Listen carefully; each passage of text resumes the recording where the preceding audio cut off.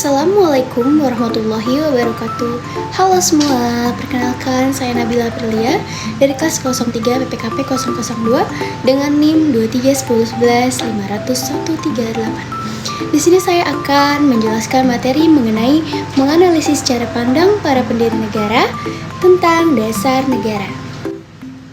Baik, pertama-tama di sini ada capaian pembelajaran yang berisi pertama, memahami pemikiran para pendiri negara. Yang kedua, menganalisis latar belakang pemikiran pendiri negara. Yang ketiga, mengevaluasi relevansi pandangan pendiri negara. Dan yang keempat, mengidentifikasi prinsip-prinsip dalam dasar negara. Lalu, tujuan pembelajaran kali ini adalah menganalisis cara pandang para pendiri negara. Baik, kemudian di sini ada IKTP atau indikator ketercapaian tujuan pembelajaran. Bisa dilihat di sini ya. Jadi topik materi kita kali ini yaitu yang pertama, pengertian dasar negara, yang kedua, sejarah perumusan dasar negara, yang ketiga, pandangan para pendiri negara tentang dasar negara, yang keempat, faktor yang mempengaruhi pandangan pendiri negara, dan yang terakhir, menganalisis perbedaan dan persamaan pandangan para tokoh. Yang pertama ada pengertian dari dasar negara.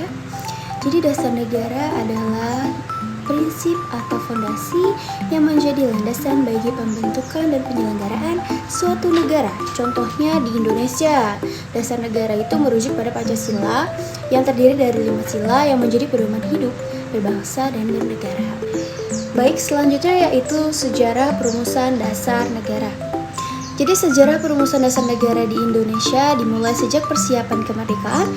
Tahapan utamanya itu yang pertama, ada sidang BPUPKI pada tanggal 28 Mei sampai 1 Juni 1945, yaitu 3 tokoh utama Muhammad Yamin, Supomo, dan Soekarno yang menyampaikan gagasan tentang dasar negara. Lalu ada pembentukan Panitia 9 pada tanggal 22 Juni 1945 yang menghasilkan Piagam Jakarta yang menjadi cikal bakal Pancasila. Lalu ada sidang PPKI pada tanggal 18 Agustus 1945 yang dimana Piagam Jakarta mengalami perubahan pada sila pertama untuk mencerminkan kesatuan bangsa. Kemudian disahkan sebagai Pancasila yang kita kenal pada saat ini. Lanjut, di sini ada pandangan para pendiri bangsa tentang dasar negara. Yang pertama dari Muhammad Yamin.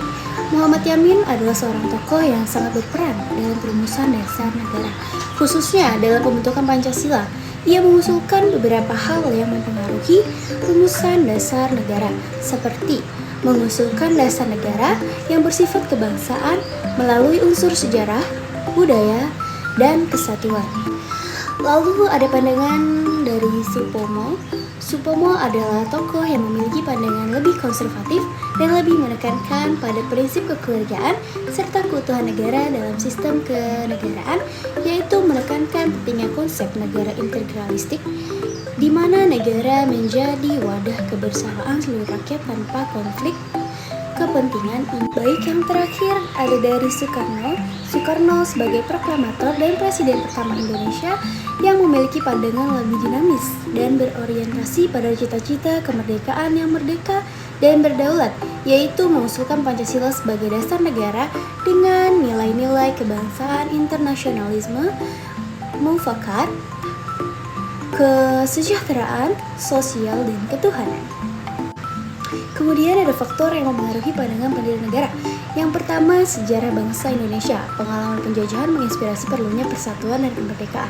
Yang kedua, keberagaman masyarakat, yaitu adanya komposisi penduduk yang beragam secara agama, budaya, dan etnis, yang memengaruhi pentingnya nilai kebangsaan dan toleransi. Yang ketiga, ada pengaruh ideologi global. Gagasan dari ideologi seperti nasionalisme, sosialisme, dan humanisme yang memengaruhi rumusan dasar negara. Kemudian yang keempat, pengalaman pribadi, latar belakang pendidikan dan interaksi internasional para pendiri negara juga memainkan peran penting. Lanjut, yaitu analisis perbedaan dan persamaan pandangan para tokoh. Persamaannya bahwa semua tokoh itu menginginkan dasar negara yang dapat mempersatukan bangsa, menyepakati nilai ketuhanan sebagai salah satu prinsip utama, memiliki semangat anti kolonialisme, dan pro kemerdekaan. Adapun perbedaannya, Muhammad Yamin lebih menekankan aspek sejarah dan kebudayaan, Supomo fokus pada konsep integralistik tanpa menonjolkan hak individu, dan Soekarno itu menggabungkan berbagai ideologi sehingga lebih universal dan inklusif. Baik, yang terakhir ada kesimpulan, para pendiri negara Indonesia merumuskan dasar negara dengan tujuan menyatukan keberagaman bangsa. Mereka mengutamakan musyawarah dan mufakat untuk menciptakan dasar yang mampu mencerminkan nilai-nilai universal seperti keadilan, kemanusiaan, dan demokrasi. Pancasila sendiri dipilih sebagai dasar negara karena dapat menyatukan perbedaan dan berakar pada kepribadian bangsa Indonesia.